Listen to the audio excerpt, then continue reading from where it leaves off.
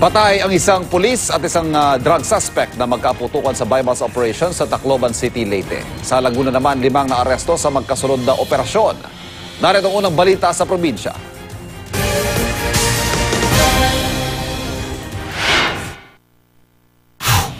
Boss, go! Sa udyat ng kanilang kapo-operatiba, agad na sinalakay ng mga pulis ang bahay ng tulak umano ng droga na si Frando de los Santos sa Binyan, Laguna. Hindi na nagawan tumakas ang suspect at ng parokyano umano niyang si Regina Garcia. Nakuha mula sa mga suspect ang 7 pakete ng hinihinalang shabu. Aminado sa pagtutulak si de los Santos at aminado rin si Garcia na iiskorsanan ng droga. Sa isang kubo di kalayuan sa bahay ni de los Santos, inaresto rin sina Roberto Cardoso, Floro Dem Reyes at Ian Dick Reyes. Naaktuhan umanong bumabatak ang mga suspect at hindi nila napansin na may operasyon kontra droga sa di kalayuan. Hindi nagbigay ng pahayag ang 3 suspect.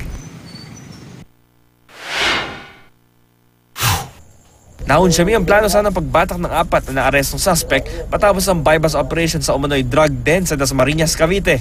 Ang pangunahing suspect na si Wilfredo Martinez, tinangging nagtutulak siya ng droga bagamat aminadong gumagamit.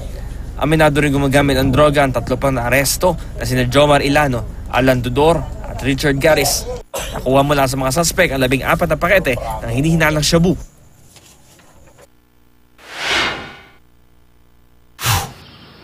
Nauwi sa madugong engkwentro ang bypass operation sa Tacloban City.